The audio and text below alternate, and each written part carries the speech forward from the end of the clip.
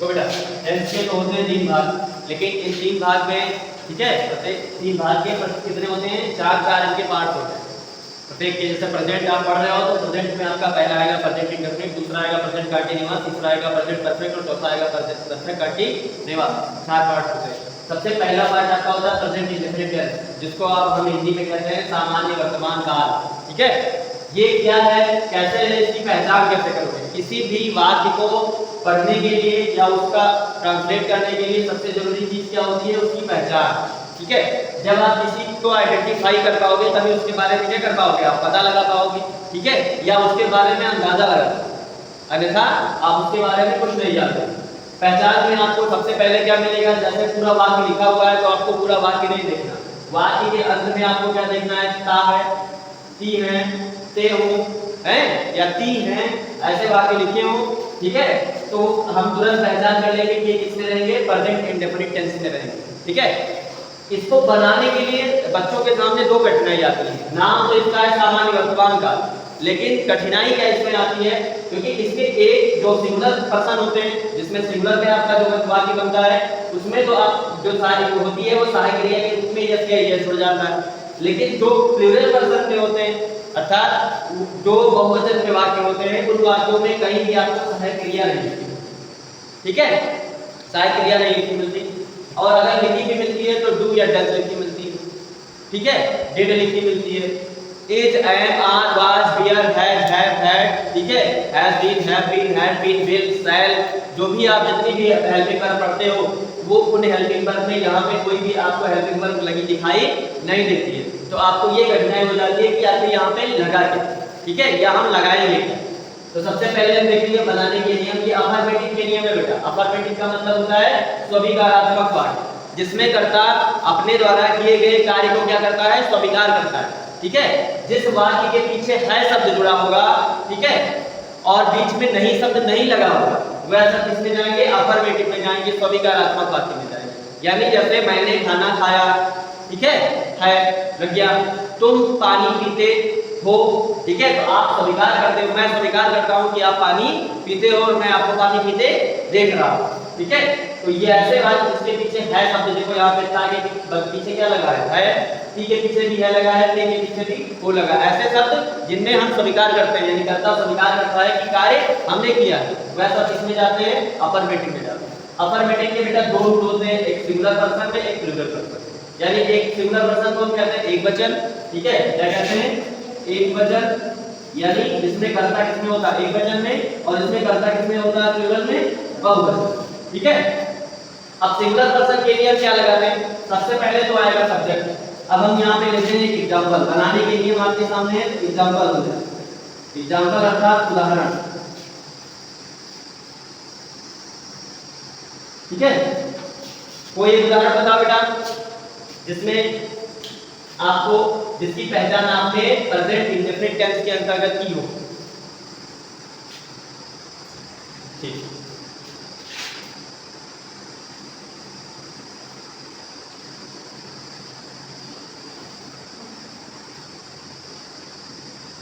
राधा पानी पीती है।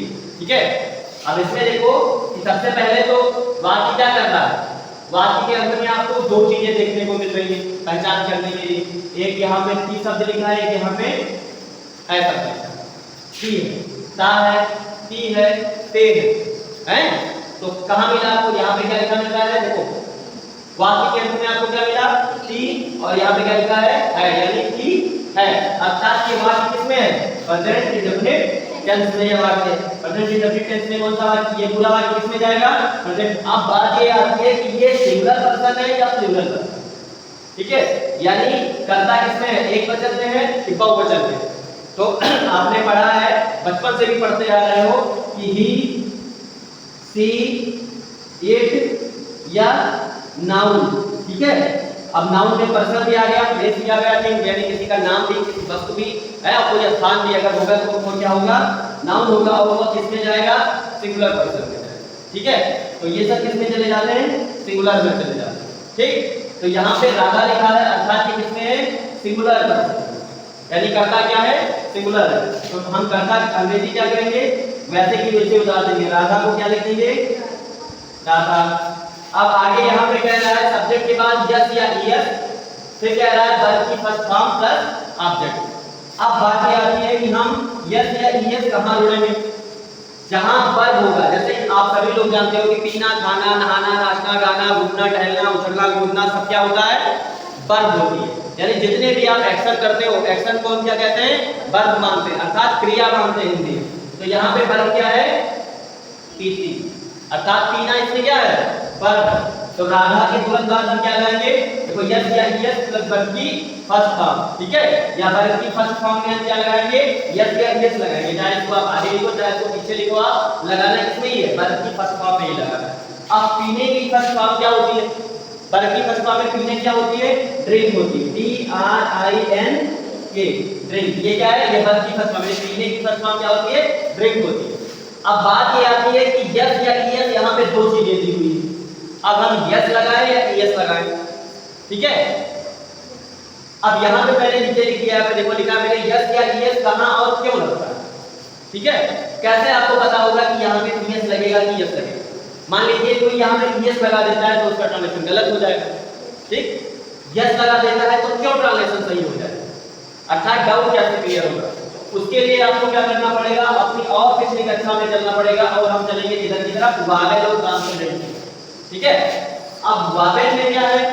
जहां पे आपको ए आई ओ यू, अब आप ये कह रहे होंगे कि सभी आपने इसमें ई नहीं लिखा, वावेल 5 होते हैं ए ई आई ओ यू, ठीक? तो आपने यहाँ पे ए ई आई ओ यू ई कहा गया इसमें नहीं लिखा। ई हमने इसलिए नहीं लिखा बेटा क्योंकि आप यहाँ पे देखो ई ऑलरेडी लिखा हुआ है, यहाँ पे लिखा हुआ है ई एस, अर्थात आपका वावेल पहले से ही कहाँ पे है? यहाँ पे। तो जहाँ पे वावेल आपका पहले से जुड़ा हुआ है वहां पे आपको लिखना यहाँ पे नहीं है, क्योंकि अगर यहाँ पे भी आप ई जोड़ रहे हो वहां पे ई जोड़ रहे हो तो कितने वावेल हो जाएंगे? 6 हो जाएंगे, ठीक है? तो यहाँ पे ए आई ओ यू ये आपको लिखा मिले, लेकिन ये लिखा कहाँ मिले?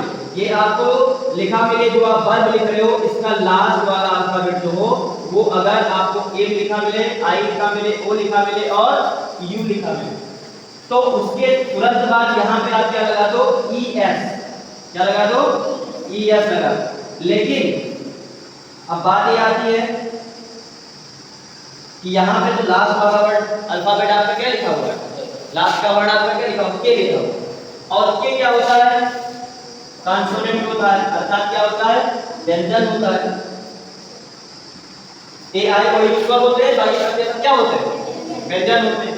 अब जब जहां पे आपका व्यंजन लिखा होगा वर्ड के लास्ट वर्ड आपका या लास्ट अल्फाबेट आपका वर्ड आपका क्या लिखा हो? कॉन्सोनेंट लिखा हो। तो आपको क्या जोड़ना है? आपको एपोस्ट्रोफी लगानी है और क्या लिख देना है? यस। अब आपका डाउट क्लियर हो गया कि यस कहाँ लगेगा और ईएस कहाँ लगेगा। यस कहाँ लगेगा? जहां पे कॉन्सोनेंट वाले अल्फाबेट आएंगे, ठीक? और ईएस कहाँ लगेगा? जहां पर आपके वावेल्स वाले अल्फाबेट, ठीक है? जहां पे वाले खत्म कर रहे हो आप तो वहां पे क्या लिखा होना चाहिए? ए ई आई ओ यू। अगला एग्जांपल आपका किसका होगा? वावेल का। ये किसका एग्जांपल था? कॉन्सोनेंट का। अब अगर राधा पानी पीती है तो राधा ड्रिंक, अब क्या क्या पीती है? जैसे यहाँ पे आपको 3 प्रश्न करने होते हैं वाक्य से, फिर आपको पता चल जाता है कि ट्रांसलेशन में क्या है। सबसे पहले तो ये राधा है, राधा क्या करती है? तो राधा पीती है। आपका बस निकल के आ गया कि पीना इसमें करता है। फिर आप राधा से प्रश्न करते हो कि राधा पीती है लेकिन क्या पीती है? तो राधा पानी पीती है, ठीक है? तो राधा ड्रिंक्स, और वो पानी की अंग्रेजी क्या होती है? वाटर। तो राधा ड्रिंक्स वाटर, राधा क्या करती है? पानी पीती है। अब आपका तो क्या हो गया? सिंगल पर्सन आपका बन गया है। अब बात आई प्लूरल सब्जेक्ट। यहाँ पे लिखा है सब्जेक्ट करती फर्स्ट फॉर्म प्लस ऑब्जेक्ट, यानी कोई भी सहायक क्रिया यूज नहीं होगी। लेकिन एक बात आपको और बनाना है अभी सिंगल पर्सन का कि जिसमें ईएस लगे, जिसमें ईएस लगे। एक और बना देना है आपको।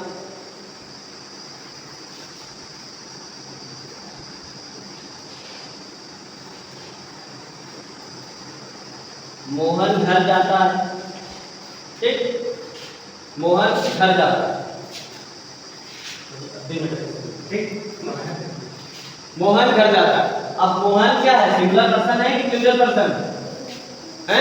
सिंगुलर पर्सन है, क्योंकि आपने यहाँ लिख रखा है कि he is the it plus noun, ठीक है, क्या लिखा आपने? ही शी इट प्लस नाउन, यानी किसी पर्सन का नाम, किसी प्लेस का नाम, किसी थिंग्स का नाम, ठीक है। या अगर दिस में लिखा है तो THIS दिस, तो भी किसमें जाएगा? सब किसमें चले जाएंगे? इसमें जाएंगे सिंगल, ठीक है। ठीक है, अब यहाँ पे बात आती है मोहन घर जाता है। ऐसे डर डर के बोल रहे जिससे लगता है कि सुबह सुबह मम्मी डांट के खड़ी ना, जबरदस्ती जाओ, काहे नहीं जा रहे हो। मोहन घर जाता है, अब मोहन की अंग्रेजी मोहन ही रहेगी, क्योंकि ये क्या है? नाउन है, चेंज नहीं हुआ, ठीक है। अब इसमें आपको क्या ढूंढना है कि मोहन क्या करता है? मोहन जाता है, तो वर्ब क्या निकल के आया? वर्ब निकल के आया जाना, ठीक है। और जाने की अंग्रेजी क्या होती है? गो। वर्ब की फर्स्ट फॉर्म में जाने की अंग्रेजी क्या होगी? गो। सेकंड फॉर्म में वेन, थर्ड फॉर्म में गॉन, आईएनजी फॉर्म में गोइंग, ठीक है। गो, वेंट, गॉन, गोइंग। अब यहाँ पे आ गया मोहन गो। अब देखो यहाँ पे वर्ब में दो ही अक्षर, ठीक, दो ही अल्फाबेट है, लेकिन लास्ट वाला अल्फाबेट आपका क्या है? ओ। और ओ क्या है? वावेल है या कॉन्सोनेंट है? वावेल, ठीक। तो जब वावेल है तो वावेल में यहाँ पे आपने लिख रखा है कि वावेल में हम क्या जोड़ेंगे? यस या इसमें जोड़ेंगे यस और इसमें जोड़ेंगे यस। तो जितने भी वावेल होंगे उसमें क्या लिख रहे हैं? यस। तो हम इसमें क्या जोड़ देंगे? यस। आगे क्या बन गया? गोज। मोहन गोज कहाँ जाता है? बात आती है, मोहन कहाँ जाता है? घर जाता है। गोज टू होम हाउस, ठीक। ये आपका क्या हो गया? सिंगुलर का यस या यस कहाँ लगेगा? डाउट क्लियर हो गया अब, ठीक। अगला आता है प्लूरल पर्सन, ठीक। प्लूरल पर्सन आप कहाँ पे लगाते हो? क्या होता है? इसका भी एग्जांपल आप देख लो। जैसे मान लीजिए लिखा है तुम रोते हो, ठीक है। अब यहाँ पे आपने पहचान किया, पहले तो ये बताओ ये इंडेफिनिट है या नहीं है? इंडेफिनिट है कि नहीं है? हैं? इंडेफिनिट है। क्यों इंडेफिनिट है? क्योंकि यहाँ पे ते हो, अर्थात आगे के कहाँ हमको मिल रहा है? नहीं मिल रहा है, मिल रहा है, तो ये किसमें क्या? इंडेफिनिट है। अब इंडेफिनिट में क्या है? ये प्लूरल नंबर में, क्योंकि प्लूरल नंबर की एक पहचान होती है कि यू, वी, दे, ये सब किसमें जाते हैं? प्लूरल नंबर में जाते हैं। और एक्सेट्रा बहुत से हैं, लेकिन जगह ना होने की वजह से हमने एक दो ही तीन एग्जांपल यू, वी और दे ऐसे लिखे। अब यहाँ पे देखो तुम की इंग्लिश में क्या लिखते हो? यू लिखते हो, अर्थात ये कंप्लीट पता हो गया आपको कि ये क्या है? बहुवचन है, अर्थात प्लूरल पर्सन है। ये करता क्या है? ये प्लूरल सब्जेक्ट आपका प्लूरल सब्जेक्ट है यू। अब वर्ब इसमें क्या है? तुम क्या कर रहे हो? रोते तो हो। रोने की अंग्रेजी क्या होती है? वीप। यू वीप, तुम रोते हो, ठीक है। इसमें कहीं ये आपको लिखा मिला? नहीं लिखा मिला। यहाँ पे कहेगा सब्जेक्ट, वर्ब की फर्स्ट फॉर्म और ऑब्जेक्ट, ठीक है। अगर थोड़ा ये बड़ा होता तो ऑब्जेक्ट लग जाता, ऑब्जेक्ट नहीं लगा, खाली क्या लग गया? सब्जेक्ट लगा और वर्ब लगा, ठीक है। ये होते हैं प्लूरल पर्सन, ये होते हैं सिंगुलर पर्सन। प्लूरल पर्सन में आपको कभी भी क्या नहीं लगाना होता है? यस या यस नहीं लगाना होता, अर्थात सहायक क्रिया का कंप्लीट प्रयोग इसमें नहीं होता, ठीक। आई बात समझ में?